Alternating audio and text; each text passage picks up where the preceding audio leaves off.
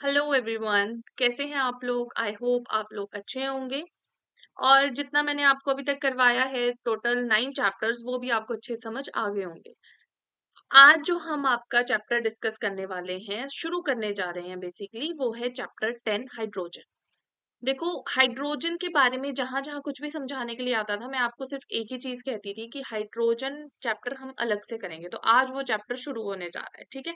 तो आज तो मैं आपको बताऊंगी कि हमारे पास जो हाइड्रोजन्स होते हैं, हाइड्रोजन डाइहाइड्रोजन जो होते हैं, वो कितने टाइप के होते हैं, और जो हाइड्रोजन की प्रिपरेशन है वो किस किस तरह से, कौन कौन से मेथड्स हैं उनसे हो सकती हैं, क्योंकि उसमें से भी क्वेश्चन बन जाता है, ठीक है। और साथ में मैं आपको हाइड्राइड्स के बारे में बताऊंगी, और उसके बाद हम ना इसके थोड़े से क्वेश्चंस करके देखेंगे कि इसके क्वेश्चंस किस टाइप के बन सकते हैं, ठीक है। तो देखो, शुरू करते हैं। सबसे पहले मैंने जैसे आपको बताया कि हमारे पास क्या होते हैं, देखो, जो हाइड्रोजन होते हैं H2, ठीक है, ये दो तरह के एग्जिस्ट करते हैं, ठीक है। कौन कौन से? एक होता है हमारे पास ऑर्थो हाइड्रोजन, ठीक है। एक होता है ऑर्थो हाइड्रोजन, ठीक है। और एक होता है हमारे पास कौन सा? पैरा हाइड्रोजन, ठीक है। क्या डिफरेंस होता है दोनों में? तो देखो, मैंने बताया आपके पास है ऑर्थो हाइड्रोजन, ठीक है, और होता है पैरा हाइड्रोजन, ठीक है।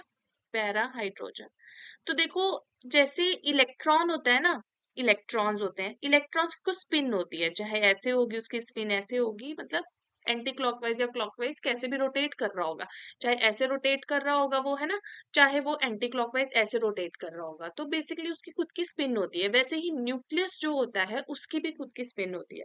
और आपको पता है एक एटम के अंदर इलेक्ट्रॉन्स भी होते हैं, न्यूक्लियस भी होता है, ठीक है। तो हम बात कर रहे हैं न्यूक्लियर स्पिन की यहाँ पे, ठीक है।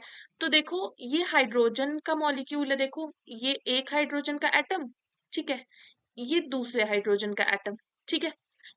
ऑर्थो हाइड्रोजन में क्या होता है, दोनों न्यूक्लियस की जो स्पिन होती है, ठीक है, वो कैसी होती है? सेम स्पिन होती है, ठीक है। जो न्यूक्लियर स्पिन होती है, न्यूक्लियर स्पिन होती है, वो कैसी होती है? सेम होती है, ठीक है। सेम का मतलब क्या हो गया? या तो क्लॉकवाइज हो गई या एंटी क्लॉकवाइज, ठीक है। क्या होगी? इधर क्लॉकवाइज, इधर लिख लेना, इधर क्लॉकवाइज और एंटी क्लॉकवाइज, ठीक है, एंटी क्लॉकवाइज, ठीक है। सिमिलरली जो पैराहाइड्रोजन होता है, इसमें होता क्या है, इसमें जो न्यूक्लियस होते हैं, इसमें जो मतलब न्यूक्लियस की जो स्पिन होती है, एक डिफरेंट होती है दोनों की। अगर एक की क्लॉकवाइज है तो दूसरे की एंटी क्लॉकवाइज होगी, ठीक है। तो इसमें क्या होता है, इसमें जो न्यूक्लियर स्पिन होती है वो कैसी होती है? डिफरेंट, ठीक है। डिफरेंट का मतलब क्या हो गया? वन इज क्लॉकवाइज, ठीक है। if one is clockwise, ठीक है, other one will be, other one will be anti clockwise, ठीक है, एंटी क्लॉकवाइज। तो ऐसे होता है, ठीक है। अब ये तो आ गया हमारे पास न्यूक्लियर स्पिन के बेसिस के ऊपर डिफरेंस, ठीक है, फर्स्ट। अब देखो, हमारे पास ऑर्थो और पैरा हाइड्रोजन में और क्या होता है, देखो, क्योंकि इनकी जो न्यूक्लियर स्पिन है, देखो, है तो दोनों हाइड्रोजन ही, दो H2 के मॉलिक्यूल्स आपस में जुड़े हुए हैं, मतलब दो H के दो हाइड्रोजन के एटम्स है वो आपस में जुड़े हुए हैं, है ना, और H2 मॉलिक्यूल बना रहे हैं, तो है तो H2 ही, ठीक है। तो इनकी जो केमिकल प्रॉपर्टीज होगी वो तो सेम होगी, बट इनकी जो फिजिकल प्रॉपर्टीज होगी वो डिफरेंट होगी, ठीक है।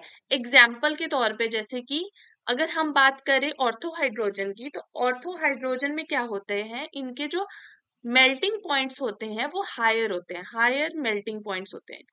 इसका ऑर्थो हाइड्रोजन का मेल्टिंग पॉइंट क्या होता है? मेल्टिंग, हायर मेल्टिंग पॉइंट होता है, ठीक है। इसके कंपैरिजन में इसका हायर मेल्टिंग पॉइंट होगा। और अगर हम इसकी बात करते हैं तो इसकी जो कंडक्टिविटी होती है, थर्मल कंडक्टिविटी, वो हायर होती है, किसकी? पैरा हाइड्रोजन की, तो हायर थर्मल कंडक्टिविटी, ठीक है, ठीक है। आई होप आपको ये चीज समझ आ गई होगी, ठीक है। उसके बाद देखो क्या होता है, ये बात ध्यान रखनी है, एक तो आपको ये डिफरेंस हो गया इसका, बेसिकली इनमें जो पॉइंट ऑफ डिफरेंस होता है स्पिन का होता है, बाकी केमिकल प्रॉपर्टीज सेम है तो इतना कोई डिफरेंस नहीं होगा। और जैसे मैंने आपको मेल्टिंग पॉइंट और थर्मल कंडक्टिविटी की बता दी फिजिकल प्रॉपर्टी। उसके बाद देखो होता क्या है, रूम टेम्परेचर की बात करें, एट रूम टेम्परेचर, ठीक है, अगर हम रूम टेम्परेचर की बात करें तो रूम टेम्परेचर के ऊपर 75% हमारे पास कौन सा होता है, ऑर्थो हाइड्रोजन होता है, ठीक है। और 25% हमारे पास कौन सा होता है, 25% हमारे पास पैरा हाइड्रोजन होता है, ठीक है। और अगर बात करें हम वेरी लो टेम्परेचर की, एट 20 केल्विन टेम्परेचर जब होगा हमारे पास, बहुत लो टेम्परेचर होता है ना, 20 केल्विन माइनस में होगा, तो इसमें हमारे पास 99.92% होगा पैरा हाइड्रोजन और 0.18% होगा,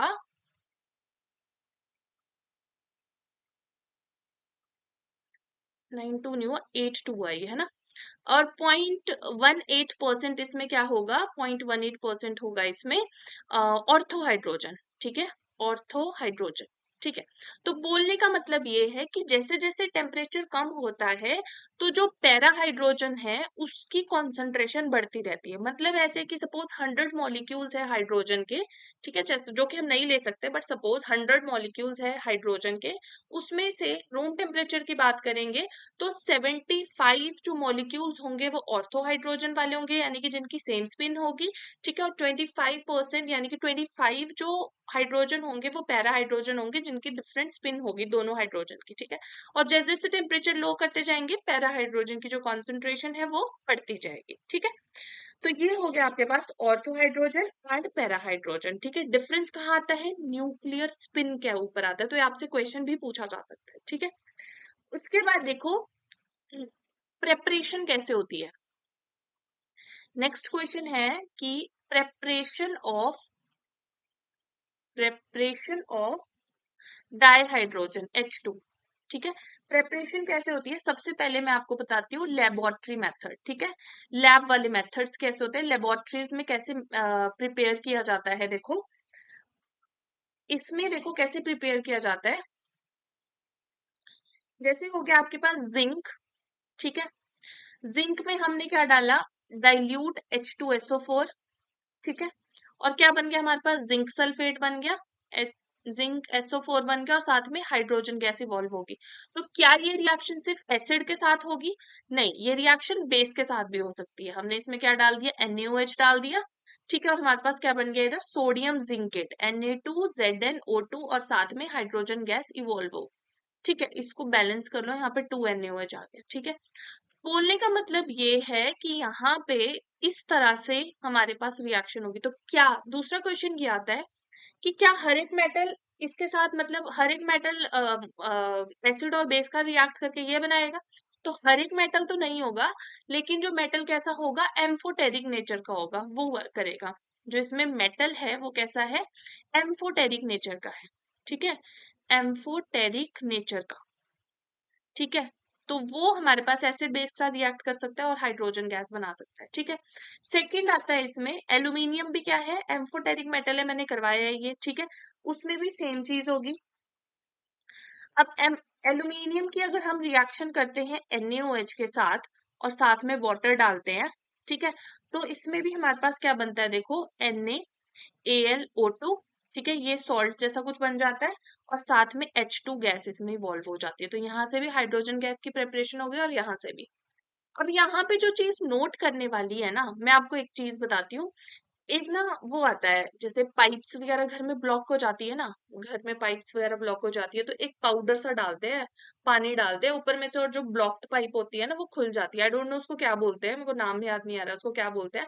बट ये जो सेकंड रिएक्शन है ना, ये उसका एग्जाम्पल है, मतलब ये रिएक्शन बेसिकली उसके अंदर होती है। होता क्या है कि वो पाउडर आप लेके आओगे, उसको डालोगे पाइप्स में, ठीक है, जो ब्लॉक्ड पाइप होगी, ठीक है, ऊपर से आप डाल दोगे उसमें पानी, ठीक है। तो होता क्या है, जैसे ही उस पाउडर को आप डालते हो तो वहां पे काफी ज्यादा हाई अमाउंट में जो हाइड्रोजन गैस होती है वो इवॉल्व होती है, ये हाइड्रोजन गैस इवॉल्व होती है।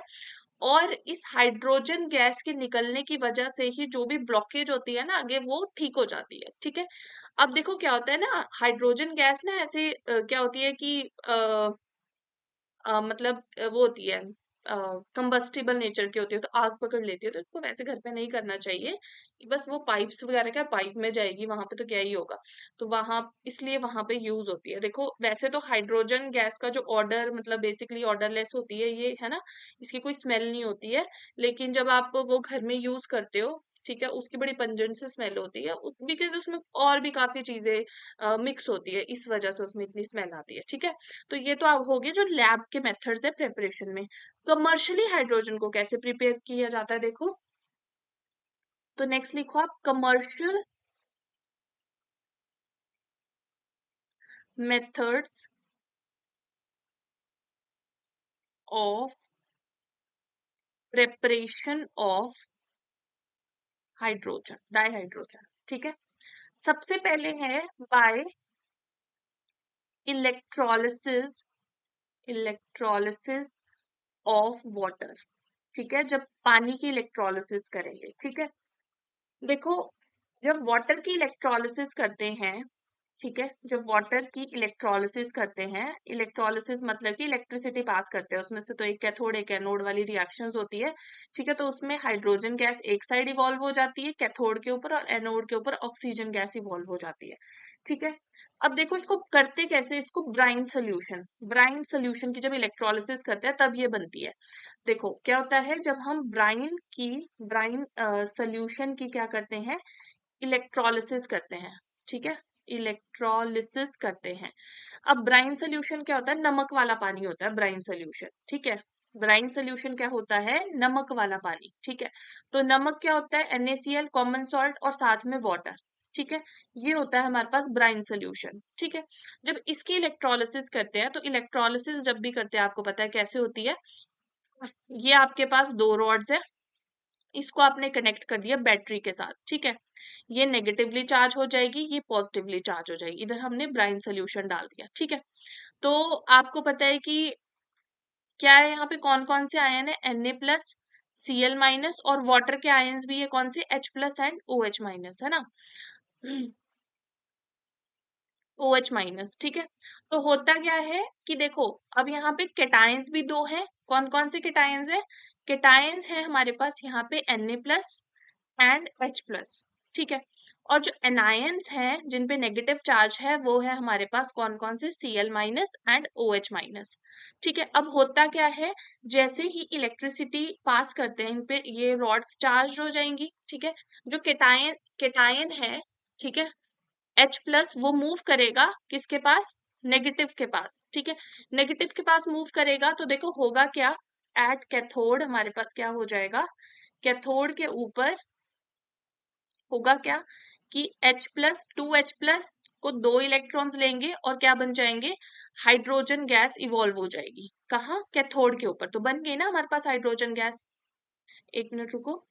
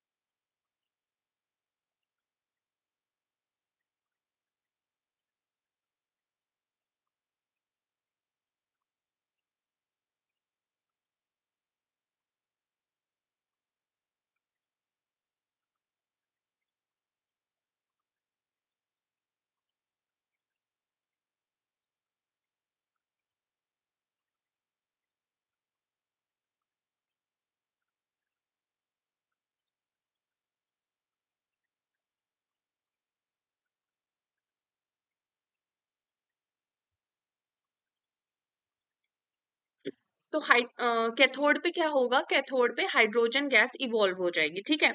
और एनोड पे क्या होगा, एट एनोड, एनोड के ऊपर क्या होगा, जो Cl माइनस होंगे वो जाएंगे पॉजिटिव वाली चार्ज, देखो एनोड पे Cl माइनस जाएगा, नेगेटिव चार्ज जाएगा क्योंकि एनोड पॉजिटिवली चार्ज होती है, तो वहां पे Cl2 गैस इवॉल्व हो जाएगी, 2 Cl जाएंगे, ठीक है, और 2 इलेक्ट्रॉन को छोड़ देंगे वहां पे, ठीक है। इस तरह से हमारे पास रिएक्शन होगी, ठीक है। तो हमें एनोड के ऊपर कौन सी गैस मिलेगी, क्लोरीन गैस मिलेगी, और कैथोड के ऊपर हमें हाइड्रोजन गैस मिलेगी, ऑलराइट। अब देखो होता क्या है कि पीछे क्या रह जाता है, पीछे हमारे पास रह जाता है Na+ एंड OH-, पीछे क्या रह गया, Na+ एंड OH-, क्या मिलके ये क्या बना देगा, ये बना देगा NaOH। NaOH क्या होता है, सोडियम हाइड्रोक्साइड, ये क्या होता है, बेस होता है, ठीक है। तो आपने ना जब सोडियम हाइड्रोक्साइड की प्रेपरेशन मतलब समझनी हो, तो सोडियम हाइड्रोक्साइड की प्रेपरेशन भी होती है इसी से, ठीक है। तो ये कैसा होता है, हमारे पास बेसिक नेचर का होता है, ठीक है। तो हम क्या बोल सकते हैं कि जो ये सोल्यूशन होता है, ये कौन से नेचर का होता है, जो ये सोल्यूशन होता है ये बेसिक नेचर का हो जाता है, क्यों, क्योंकि इसमें NaOH बनता है। तो बेस में जो पीएच होती है वो क्या होती है, इंक्रीज होती है, ऐसे ही होता है ना, अगर जितना ज्यादा एसिडिक होता है पीएच उतनी कम होती है, जितना ज्यादा बेसिक होता है पीएच उतनी ज्यादा होती है, तो इस सोल्यूशन की जो पीएच है वो बढ़ जाती है, ठीक है। दूसरा जो मेथड आता है देखो, ये तो हो गया ना, वैसे अगर हम, ये तो हमने ब्राइन सोल्यूशन यूज किया NaCl, वैसे हम बेरियम क्लोराइड भी यूज कर सकते हैं, बेरियम क्लोराइड। अगर हम NaCl की जगह पे बेरियम क्लोराइड यूज करते हैं तो जो एफिशिएंसी आती है वो 99.9% आती है, ठीक है। तो आपको क्वेश्चन आ सकता है, तो इसको नोट कर लो, ठीक है। तो उसके बाद देखो हमारे पास नेक्स्ट जो है वो क्या है, बाय, नेक्स्ट मेथड ये इंपॉर्टेंट है, आपको पता चल जाएगा अभी करेंगे जब, ठीक है। सेकंड है हमारे पास by the action of steam on coke, ठीक है, स्टीम ऑन कोक, ठीक है। क्या मतलब हुआ कि जैसे हमने कोक लिया, कार्बन यानी, ठीक है, उसमें हमने स्टीम, स्टीम क्या होती है, बेसिकली वाटर को जब हम वेपर्स में कन्वर्ट हो जाती है वो एकदम से, उसको हम क्या बोलते हैं, स्टीम बोलते हैं, आपको पता है ना। तो स्टीम हमारे पास कैसी हुई, गैसियस स्टेट में होती है, ठीक है।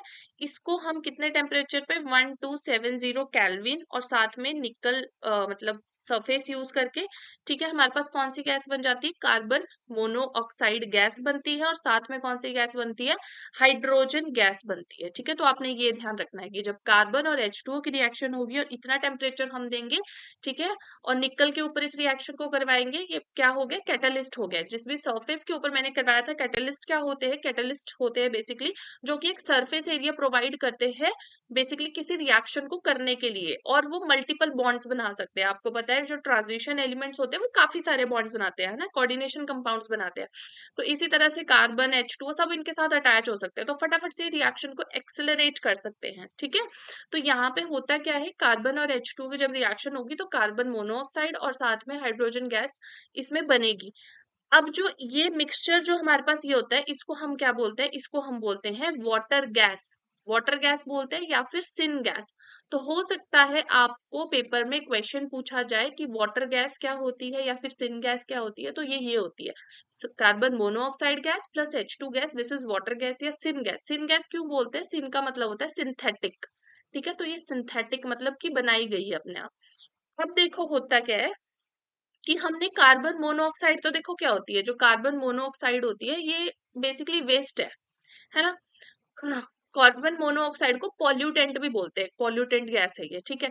तो वेस्ट है ये, तो कार्बन मोनोऑक्साइड गैस में से फर्दर क्या करते हैं, वाटर स्टीम पास करते हैं। जो यहाँ पे गैस बनती है इसमें फर्दर और स्टीम पास करेंगे, कितने, 273 केल्विन टेम्परेचर में, ठीक है। और यहाँ पे यूज करेंगे CrO4, ठीक है, फेरस क्रोमेट, ठीक है, ये यूज करेंगे यहाँ पे, और हमारे पास क्या बन जाएगा, यहाँ पे CO2 गैस बन जाएगी, ठीक है। ये पॉल्यूटेंट नहीं, आपको पता है कार्बन डाइऑक्साइड है ना, और साथ में यहाँ पे हाइड्रोजन गैस। तो हुआ क्या कि जब हमने इसमें से और स्टीम पास की तो हमारे पास फिर से क्या बन गई, हाइड्रोजन गैस बन गई, यानी कि हमने इसका भी यूज कर लिया, ठीक है। तो हमने और हाइड्रोजन गैस मिल गई, ठीक है।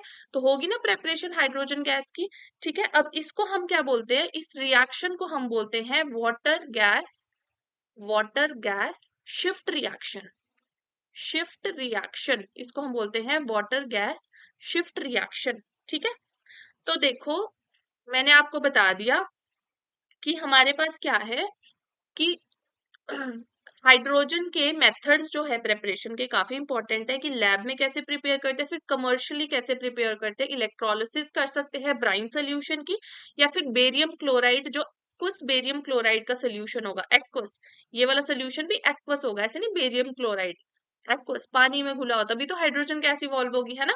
और साथ में फिर हमारे पास by the action of steam on coke. ठीक है, तो यहाँ से हमारे पास वाटर गैस भी आती है और वाटर गैस शिफ्ट रिएक्शन भी आती है। ठीक है, ये एग्जाम में एज इट इज पूछ लेते हैं। ठीक है, अब देखो जो केमिकल रिएक्शंस कैसी होती है इनकी, देखो केमिकल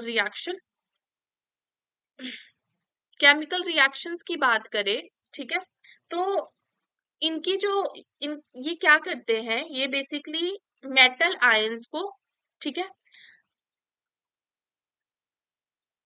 ऐसे लिख लो, reaction with metal ions, metal ions and metal oxides. ठीक है, मेटल आयंस या फिर मेटल ऑक्साइड्स के साथ देखो कैसे रिएक्शन होती है। देखो ये आपके पास Pb+2, ठीक है, हाइड्रोजन के साथ रिएक्शन होगी तो क्या बन जाएगा, देखो हाइड्रोजन अपने इलेक्ट्रॉन Pb को दे देगा, Pb+2 को इलेक्ट्रॉन मिलेंगे, वो लेड बन जाएगा और साथ में यहाँ पे 2H+ बन जाएगा। देखो हाइड्रोजन की पहले जीरो थी क्योंकि देखो एलिमेंटल फॉर्म में हाइड्रोजन, ठीक है, डाइहाइड्रोजन, इसकी ऑक्सीडेशन स्टेट 0 है, यहाँ पे +1 होगी, तो ऑक्सीडेशन स्टेट बड़ी है, यानी कि इसकी क्या हुई है, ऑक्सीडेशन। और जो ऑक्सीडेशन करता है वो क्या होता है, रिड्यूसिंग एजेंट। तो यहाँ पे जो हाइड्रोजन है वो रिड्यूसिंग एजेंट की तरह काम कर रहा है, जो हाइड्रोजन है वो रिड्यूसिंग एजेंट की तरह काम करता है, कब, जब मेटल आयंस या फिर मेटल ऑक्साइड्स के साथ साथ रिएक्ट करता है। ठीक है, वैसे देखो लेड ऑक्साइड है, ठीक है, हाइड्रोजन के साथ रिएक्शन हुई, क्या बन जाएगा, Pb, ठीक है, प्लस H2O। ठीक है, क्या काम किया देखो इसने, इसने बेसिकली, देखो आप दो तरह से कैसे भी समझ सकते हो। देखो यहाँ पे क्या हुआ है, लेड है, लेड की ऑक्सीडेशन स्टेट निकालो, एक्स ऑक्सीजन कितनी होती है, -2 है ना, लेड की ऑक्सीडेशन स्टेट कितनी होगी, +2। ठीक है, लेड की ऑक्सीडेशन +2 है, यहाँ पे 0 होगी। ठीक है, अब देखो ऑक्सीडेशन स्टेट क्या हुई है इसकी, लेड की डिक्रीज हुई है, डिक्रीज यानी कि इसमें क्या हुई है, रिडक्शन। ठीक है, यानी कि रिडक्शन हुई है, मतलब कि इसने इलेक्ट्रॉन को गेन किया है ना। तो इलेक्ट्रॉन अगर इसने गेन किया तो किसी ने तो लूज किया, तो हाइड्रोजन ने इलेक्ट्रॉन लूज किया। देखो हाइड्रोजन की ऑक्सीडेशन स्टेट 0 है, यहाँ पे हाइड्रोजन की ऑक्सीडेशन स्टेट +1 है। ठीक है, निकाल लेना। ठीक है, तो यहाँ पे क्या है, इसकी ऑक्सीडेशन हुई, इसने इलेक्ट्रॉन लूज किया, इसकी ऑक्सीडेशन स्टेट बड़ी है, यानी कि यहाँ पे भी कैसे है, रिड्यूसिंग एजेंट की तरह काम कर रहा है हाइड्रोजन। ठीक है, या फिर आप ऐसे भी देख सकते हो, हाइड्रोजन ने लेड ऑक्साइड की रिडक्शन करवाई है। रिडक्शन क्या होता है, रिमूवल ऑफ ऑक्सीजन, भी तो रिडक्शन हुआ है। तो लेड ऑक्साइड में ऑक्सीजन था, अब इसका रिमूवल हो गया और ये लेड बन गया, तो यानी कि इसमें क्या हुई है, रिडक्शन हुई है, किसने करवाई है, H2 ने, इसलिए ये रिड्यूसिंग एजेंट हो गया। ठीक है, सिमिलरली देखो कॉपर ऑक्साइड के साथ भी सेम रिएक्शन होती है, H2 क्या बन जाएगा, कॉपर बन जाएगा और साथ में H2O। ठीक है, इस तरह से। उसके बाद देखो सेकंड है एग्जाम्पल केमिकल रिएक्शन का 2, यहाँ लिख लो, क्या करवाता है ये, हाइड्रोजनेशन करवाता है एल्कीन्स की। ठीक है, हाइड्रोजनेशन ऑफ ओलेफिन्स, ओलेफिन्स बोल लो चाहे एल्कीन्स बोल लो, ओलेफिन्स क्या होते हैं, एल्कीन्स होते हैं, है ना, एल्कीन्स को ओलेफिन्स भी बोलते हैं। ठीक है, कैसे देखो, जैसे कि हमारे पास ये एल्कीन है, R C double bond CH हो गया, यहाँ पे डबल बॉन्ड CH2। ठीक है, हमने इसमें हाइड्रोजन डाल दिया, लेकिन हाइड्रोजनेशन जब एल्कीन की करवाते हैं तो हमें कोई कैटलिस्ट यूज करना पड़ता है, जैसे कि निकल, पैलेडियम, प्लैटिनम। ठीक है, तो इनकी डिफरेंट डिफरेंट मतलब तरह से ये भी रिएक्शन करवाते हैं, बट हम इन जनरल पढ़ रहे हैं अभी। ठीक है, तो यहाँ पे होगा क्या, हाइड्रोजन ऐड हो जाएगा दोनों कार्बन के ऊपर, और क्या बन जाएगा, इस कार्बन पे भी हाइड्रोजन ऐड हो गया, दूसरे कार्बन पे भी हाइड्रोजन ऐड हुआ, बाकी इनके साथ बाकी हाइड्रोजन तो है ही है। तो ये बेसिकली एल्कीन से किस में कन्वर्ट हो गया, एल्केन में कन्वर्ट हो गया, ठीक है। तो ये अनसैचुरेटेड से सैचुरेटेड बन गया, ठीक है। थर्ड होता है हमारे पास, थर्ड जो रिएक्शन है ये, अगर हम वेजिटेबल ऑयल में क्या डाल देते हैं, हाइड्रोजन, ठीक है। और यहाँ पे भी सेम कैटलिस्ट ले लेते हैं निकल, और 473 केल्विन पे हमने ये रिएक्शन करवाई, तो यहाँ पे हमारे पास क्या बनता है, वेजिटेबल घी, ठीक है। वेजिटेबल घी क्या होता है, डालडा वगैरह जो होता है ना, उसको बोलते हैं वेजिटेबल घी। तो इसमें होता क्या है कि जैसे वेजिटेबल ऑयल है, बहुत बड़ी हाइड्रोकार्बन चेन होती है, तो बहुत सारे double bond and triple bonds बहुत सारे होते हैं इसमें।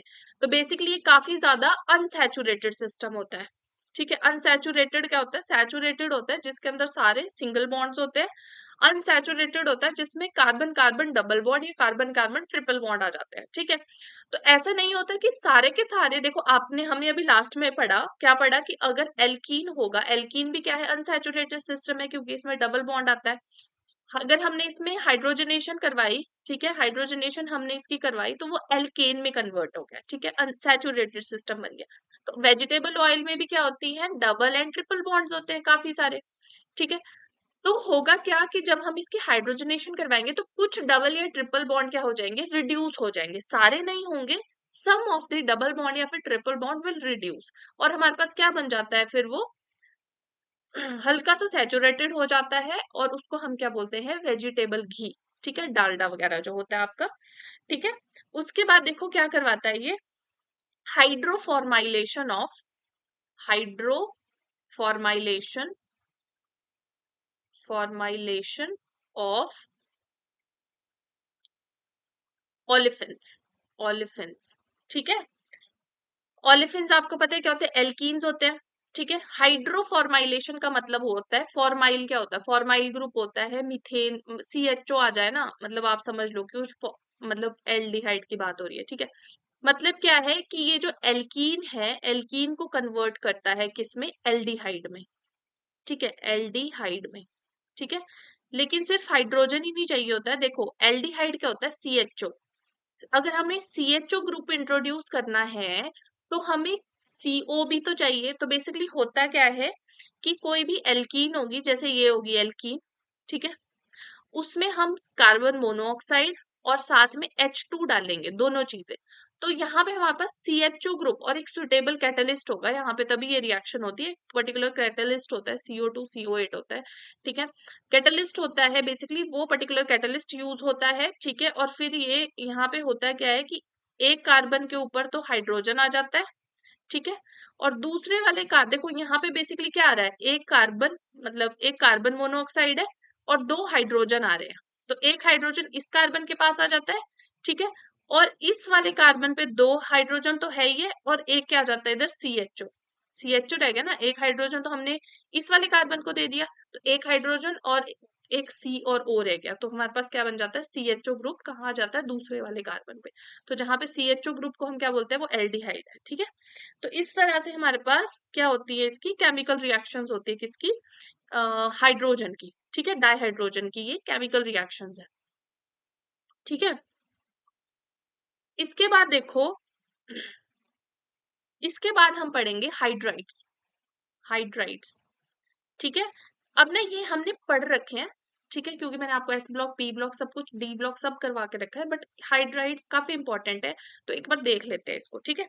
अब देखो सबसे पहले आते हैं हमारे पास आयोनिक हाइड्राइड्स, ठीक है, आयोनिक या फिर और सलाइनिक हाइड्राइड्स, ठीक है, सलाइन हाइड्राइड्स, हाइड्राइड्स, ठीक है। अभी अभी हमने ब्राइन सोल्यूशन पढ़ा था, वैसे ही स्लाइन होता है, ठीक है। स्लाइन मतलब NaCl, NaCl लाइक स्ट्रक्चर होगा। NaCl का क्या होता है, आयनिक बॉन्ड होता है ना, Na+ और Cl- के बीच में, तो कुछ ऐसी ही बॉन्डिंग होगी, ठीक है। अब जो आयनिक या फिर सलाइन हाइड्राइड्स होते हैं, देखो बनेंगे कैसे हाइड्राइड्स, हाइड्राइड्स आपको पता है, जैसे हमने पढ़े थे ना, NaH, KH, तो ये हाइड्राइड्स थे, पढ़े थे ना हाइड्राइड्स, वही उन्हीं की बात हो रही है।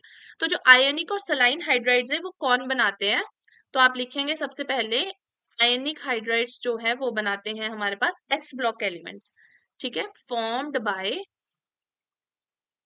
S block element, S block element, ठीक है। और जो हमारे पास एस ब्लॉक के एलिमेंट्स, आपको पता है ग्रुप 1 और ग्रुप 2 को बताने की जरूरत नहीं है, अच्छे से पढ़ा रखा है आपको, ठीक है। लेकिन जो लिथियम, बेरिलियम, मैग्नीशियम होते हैं, ठीक है, ये नहीं बनाते, do not form ionic hydrides. Ionic hydrides, ठीक है, ये आयोनिक हाइड्राइड्स नहीं बनाते हैं। कैसे बनाते हैं? ये कोवेलेंट हाइड्राइड्स बनाते हैं, ठीक है। और इनफैक्ट आपको पता है जो BeH2 होते हैं और जो MgH2 होता है वो पॉलीमेरिक नेचर का होता है। मैंने आपको बताया था कैसे होते हैं, ये आर पॉलीमेरिक इन नेचर, ठीक है, पॉलीमेरिक इन नेचर, ठीक है, बताया था मैंने आपको, ठीक है। MgH2 है, जैसे कैसे बना होगा, हाइड्राइड है यानी कि -1 चार्ज, मैग्नीशियम पे +2 और क्या बन जाएगा, MgH2, ठीक है। तो आपने ध्यान रखना है जो आयनिक, अब देखो इधर मैग्नीशियम और हाइड्रोजन के बीच में कोवेलेंट बॉन्डिंग है। वैसे ही अगर हम सोडियम और हाइड्रोजन की बात करें, NaH की बात करें, ठीक है, तो इनके बीच में कैसा बॉन्डिंग है, इनके बीच में आयोनिक बॉन्डिंग है, ठीक है। वो मैंने आपको करवा दिया, जितने भी एस ब्लॉक एलिमेंट्स होंगे वो आयोनिक हाइड्राइड्स बनाएंगे, ठीक है। तो ध्यान रखना है आपने, ठीक है, क्वेश्चन आ सकता है कि आयोनिक हाइड्राइड्स कौन बनाते हैं, तो एस ब्लॉक के एलिमेंट्स बनाते हैं लिथियम, बेरिलियम और मैग्नीशियम को छोड़ के, ठीक है। सेकंड आते हैं आपके पास, देखो सेकंड आपके पास आते हैं कोवेलेंट, कोवेलेंट और मॉलिक्यूलर हाइड्राइड्स, मॉलिक्यूलर हाइड्राइड्स, ठीक है, मॉलिक्यूलर हाइड्राइड्स। तो ये कौन बनाते हैं, देखो हमारे पास ये पी ब्लॉक के एलिमेंट्स बनाते हैं। क्या बनते हैं? Formed by P block element, P block element. जो पी ब्लॉक के एलिमेंट्स है वो कोवेलेंट हाइड्राइड बनाते हैं, ठीक है। कहाँ पी ब्लॉक एलिमेंट्स कौन से होते हैं? 13th से 17th ग्रुप के, ठीक है, 18th नहीं लेना आपने, ठीक है। अब देखो इसमें 3 कैटेगरी आ जाती है। एक तो आ गए इलेक्ट्रॉन डेफिशिएंट हाइड्राइड्स, ठीक है, इलेक्ट्रॉन डेफिशिएंट हाइड्राइड्स, ठीक है। और एक इसमें आ गए हमारे पास electron precise hydrides, electron precise hydrides, ठीक है। और एक आ गए इसमें electron rich hydrides, electron rich hydrides, ठीक है। अब देखो क्या मतलब हुआ, इलेक्ट्रॉन डेफिशिएंट हाइड्राइड्स कौन बनाते हैं? ये बनाते हैं 13th ग्रुप के एलिमेंट्स, 13th ग्रुप के। 13th ग्रुप कौन सा होता है? बोरोन वाला, बोरोन, एल्यूमिनियम। तो बात करते हैं जैसे एग्जाम्पल के तौर पे BH3, ठीक है। BH3 आपके पास कैसा होता है? बोरोन के पास वैलेंस इलेक्ट्रॉन्स कितने होते हैं? 3। 3 हाइड्रोजन के साथ इसने ऐसे बॉन्ड बना दिया। सबसे पहले तो इनके बीच में कैसा बॉन्ड है? इनके बीच में होता है कोवेलेंट बॉन्ड, ठीक है। वो कैसे पता चलेगा? आपको पता है ये बोरोन पी ब्लॉक एलिमेंट है, यानी कि बोरोन का जो हाइड्राइड होगा वो कैसा होगा? पी ब्लॉक होगा, ठीक है, सॉरी कोवेलेंट होगा, ठीक है, नेचर का। अब बोरोन ने जब 3 हाइड्रोजन के साथ इंटरेक्शन करी तो बोरोन के अराउंड भी कितने हुए? 6 ही इलेक्ट्रॉन हुए। और अगर स्टेबल होना हो तो हमने ऑक्टेट रूल में देखा था, तो कितने इलेक्ट्रॉन होने चाहिए? 8 इलेक्ट्रॉन होने चाहिए, ठीक है। तो यानी कि इसके पास 6 इलेक्ट्रॉन है, यानी कि इसका ऑक्टेट कंप्लीट अभी भी नहीं हुआ है, ठीक है। यानी कि ये कैसा हो गया? इलेक्ट्रॉन डेफिशिएंट हाइड्राइड हो गया। इलेक्ट्रॉन प्रिसाइज हाइड्राइड्स कौन से होते हैं? इलेक्ट्रॉन प्रिसाइज हाइड्राइड्स होते हैं 14th ग्रुप के एलिमेंट्स, ठीक है, 14th ग्रुप के। जैसे कि एग्जाम्पल के तौर पे देख ले, मीथेन, CH4, ठीक है। जैसे कार्बन है, कार्बन में 4 वैलेंस इलेक्ट्रॉन होते हैं, 4 हाइड्रोजन के साथ बॉन्ड बन गए, कार्बन के अराउंड काउंट करो कितने इलेक्ट्रॉन होंगे? 4 इसके खुद के है, 4 इसने हाइड्रोजन के साथ शेयर कर लिया, मतलब कोवेलेंट बॉन्ड्स के थ्रू, ठीक है। तो इसके अराउंड कितने इलेक्ट्रॉन हो गए? 8 इलेक्ट्रॉन। और ऑक्टेट रूल के अकॉर्डिंगली भी कितने होने चाहिए? 8 इलेक्ट्रॉन होने चाहिए, ठीक है। उसके बाद है देखो electron rich hydride. Electron rich hydride बनाते हैं 15th ग्रुप से लेके 17th ग्रुप के एलिमेंट्स, ठीक है, 17th ग्रुप के एलिमेंट्स। एग्जाम्पल के तौर पे है जैसे कि NH3 हो गया, ठीक है, वाटर हो गया, H2O हो गया, ठीक है, और HCl हो गया, ठीक है। देखो जो NH3 है, नाइट्रोजन किसका है? ग्रुप किसका है? ग्रुप कौन से का है? 15 का, ठीक है। नाइट्रोजन के ऊपर एक लोन पेयर होता है, मैंने सब कुछ स्ट्रक्चर वगैरह बनाना सिखाया है ना। तो क्या है इसमें? एक्सेस इलेक्ट्रॉन्स है ना, ठीक है, नाइट्रोजन तो 3 ही बॉन्ड बनाएगा ऐसे हाइड्रोजन के साथ, एक इसके ऊपर लोन पेयर होता है, यानी कि इलेक्ट्रॉन रिच हो गया। वैसी बात करें H2O की, H2O में ऑक्सीजन कौन से ग्रुप का होता है? 16th ग्रुप का होता है ऑक्सीजन। अब इसका हाइड्राइड हो गया वाटर, ठीक है, तो ऑक्सीजन हाइड्रोजन ऐसे, ठीक है, और इसमें 2 लोन पेयर्स होते, हो गया ये भी इलेक्ट्रॉन रिच। उसके बाद क्या है, ग्रुप 17 का जैसे HCl हो गया, ठीक है। अब आपको पता है ये HCl है, क्लोरीन के पास तो काफी सारे लोन पेयर्स अवेलेबल होते हैं, तो ये कैसे हो गए, इलेक्ट्रॉन रिच हाइड्राइड्स हो गए, ठीक है। तो आपने ध्यान रखना है कि कोवेलेंट हाइड्राइड्स कौन बनाते हैं, पी ब्लॉक के एलिमेंट्स, ठीक है। और इसमें भी 3 कैटेगरी आ जाती है, इलेक्ट्रॉन डेफिशिएंट, इलेक्ट्रॉन प्रिसाइज और इलेक्ट्रॉन रिच हाइड्राइड, 3 हाइड्राइड्स इसमें और आ जाते हैं, ठीक है। और मैंने आपको ये भी समझा दिया, ठीक है। इसके बाद आते हैं, देखो आपके पास कौन से, मेटालिक और नॉन स्टिशियोमेट्रिक हाइड्राइड्स। क्या आते हैं, मेटालिक और नॉन स्टोइशियोमेट्रिक, स्टोइशियोमेट्रिक हाइड्राइड्स, ठीक है, हाइड्राइड्स, ठीक है।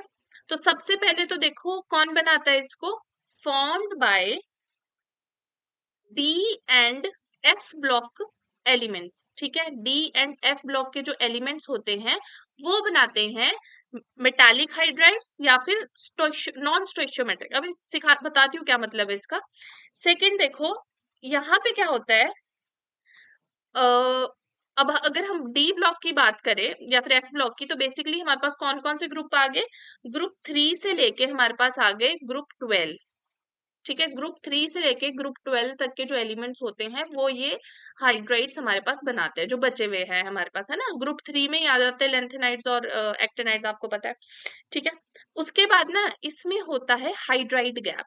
और क्या मतलब होता है, दिस इज इंपॉर्टेंट, कि जो हाइड्राइड गैप है, what is the meaning of this thing, hydride gap. तो देखो अगर हम बात करें पीरियोडिक टेबल की, इधर एस ब्लॉक है, बीच में डी ब्लॉक है और इधर पी ब्लॉक है, ऐसे ही होता है। यहाँ पे ग्रुप 3 है, इस तरह से ग्रुप 4 5 6 और यहाँ पे 12, ऐसे ही है, 3 ग्रुप है और यहाँ पे 12th ग्रुप है, ऐसे होता है, ठीक है। अब देखो होता क्या है, देखो मैं पर्टिकुलरली डी ब्लॉक बना रही हूँ, ये है 3rd ग्रुप, ठीक है। 3rd ग्रुप के जितने भी एलिमेंट्स होते हैं, वैसे ही 4th ग्रुप के जितने भी एलिमेंट्स होते हैं, और जो 5th ग्रुप के जितने ही एलिमेंट्स होते हैं, सारे के सारे हमारे पास ऑल एलिमेंट्स क्या करते हैं, हाइड्राइड्स बनाते हैं, ऑल एलिमेंट्स, ठीक है, इन तीनों ग्रुप्स के, ठीक है। उसके बाद अगर हम बात करते हैं नेक्स्ट ग्रुप की, किसकी, 6th ग्रुप की, तो 6th ग्रुप का सिर्फ क्रोमियम होगा, वो बनाएगा, नीचे वाले नहीं बनाएंगे, ठीक है। जो इस ग्रुप में नीचे वाले एलिमेंट्स होंगे वो हाइड्राइड नहीं बनाएंगे। फिर बात करें 7th 8th और 9th, इनमें से कोई भी हाइड्राइड, कोई भी एलिमेंट हाइड्राइड नहीं बनाता है, नन, ठीक है, नन फॉर्म हाइड्राइड्स, ठीक है, कोई भी नहीं बनाएगा इनमें से। फिर उसके बाद रेगुलर चलेगा कि 10th 11th और 12th में हमारे पास सारे ग्रुप के एलिमेंट्स जो होंगे वो हाइड्राइड बनाएंगे, ऑल विल फॉर्म हाइड्राइड्स, ठीक है। तो ये जो हमारे पास इधर इधर भी सारे बना रहे हैं, इधर भी सारे बना रहे हैं, ये जो बीच में इधर गैप आ रहा है ना, इसको ही हम बोलते हैं क्या, हाइड्राइड गैप। क्या बोलते हैं इसको, हाइड्राइड गैप, कि ये यहाँ पे हाइड्राइड्स नहीं बन रहे, तो यहाँ पे आप लिख लो, hydrogen doesn't react with 7th 8th 9th group element, और इसी को हम क्या बोलते हैं, इसी को हम बोलते हैं हाइड्राइड गैप, ठीक है। अब लास्ट पॉइंट क्या आता है, देखो लास्ट पॉइंट आता है कि हमारे पास ये नॉन स्टोइशियोमेट्रिक होते हैं, नॉन स्टोइशियोमेट्रिक, ठीक है। नॉन स्टोइशियोमेट्रिक का मतलब क्या हो गया, कि देखो जैसे लेंथेनम है, अगर हमने, देखो अभी तक हमने क्या पढ़ा है, देखो जैसे फॉर एग्जांपल बोरोन, किसका बताते हैं, जैसे मैग्नीशियम का हाइड्राइड है, जैसे सपोज मैग्नीशियम का हाइड्राइड हम कैसे बना रहे थे, ये मैग्नीशियम है, ये हाइड्रोजन है, इसका हाइड्राइड कैसे बना रहे थे, कि मैग्नीशियम की वैलेंसी +2 है, 2 इलेक्ट्रॉन छोड़ सकता है, एक हाइड्रोजन को 1 इलेक्ट्रॉन चाहिए, तो इसका फॉर्मूला बन जाएगा MgH2।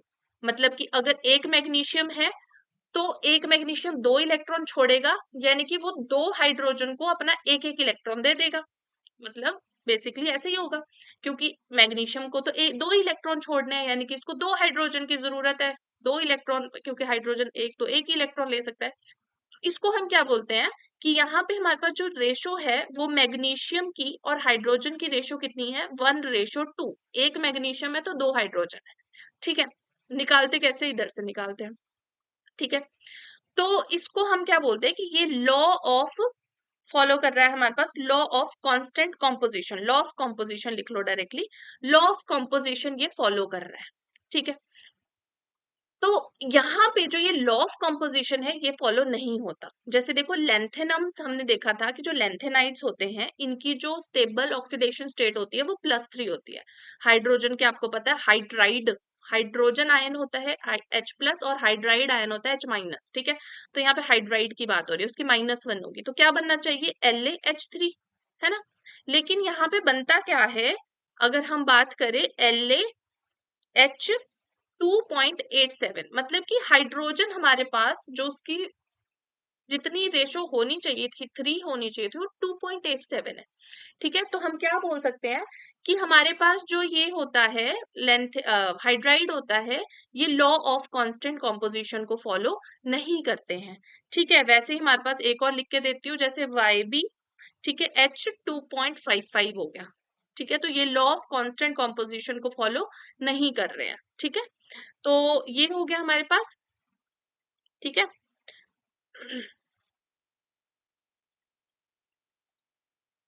ओके, अब क्वेश्चन देखो, which of the following type of hydrides the law of constant composition doesn't hold good. तो किस में से नहीं हो रहा है, इसमें से जो मेटालिक हाइड्राइड है, ऑप्शन डी है ना। मेटालिक हाइड्राइड्स कौन से होते हैं, नॉन स्टोइचोमेट्रिक हाइड्राइड्स, और वो लॉ ऑफ कंपोजिशन को फॉलो नहीं करते, अभी मैंने आपको बताया। फिर क्या है, which of the following groups do not form hydrides. तो अभी अभी देखा था हमने 7th 8th और 9th ग्रुप के एलिमेंट्स हमारे पास हाइड्राइड्स नहीं बनाते हैं, यानी कि ऑल ऑफ द अबव। उसके बाद देखो, when same amount of zinc is treated separately with H2SO4 and excess of sodium hydroxide solution, the ratio of hydrogen gas evolve is 1:1। हमने अभी अभी देखा था, अगर जैसे हम जिंक की H2SO4 के साथ रिएक्शन करवा रहे थे, ठीक है, एक्सेस लिया है हमने, जितना जिंक रिएक्ट कर सकता है, तो ZnSO4 ही बनेगा और यहाँ पे H2 बन जाएगा। और वैसे ही हमने यहाँ पे अगर हम NaOH लेंगे, एक्सेस ले लेंगे, यहाँ पे हमें 2 मोल्स लेने होते, कितने भी हो सकते हैं ये, है ना, हमारे पास तो काफी प्रेजेंट है, तो यहाँ पे हमारे पास ये बन जाता है ना, +H2। ठीक है, तो बेसिकली जब ये रिएक्शन हो रही है तो एक एक मोल बन रहा है हाइड्रोजन का, तो 1:1। ठीक है, 1 ratio. Water gas shift reaction कौन सी थी, जब हम कार्बन मोनोऑक्साइड के अंदर और H2O डाल रहे थे और ये बन रहा था, यानी कि ऑप्शन ए इज करेक्ट। ठीक है, उसके बाद देखो, ऑर्थो एंड पैरा हाइड्रोजन जो होते हैं वो डिफर कैसे करते हैं, प्रोटॉन स्पिन से। देखो, प्रोटॉन स्पिन, प्रोटॉन्स किसके अंदर होते हैं, प्रोटॉन्स होते हैं हमारे पास न्यूक्लियस के अंदर, है ना। तो प्रोटॉन्स की स्पिन बात हो रही है, चाहे न्यूक्लियस के स्पिन की बात हो रही है, तो एक ही बात है वो। ठीक है, तो यहाँ पे अगर आपके पास न्यूक्लियर स्पिन आता है चाहे प्रोटॉन स्पिन आता है, एक ही बात है। ठीक है, तो ये इसका आंसर हो जाएगा। इस तरह से आपके पास क्वेश्चंस आते हैं। ओके, ठीक है, ओके, थैंक यू।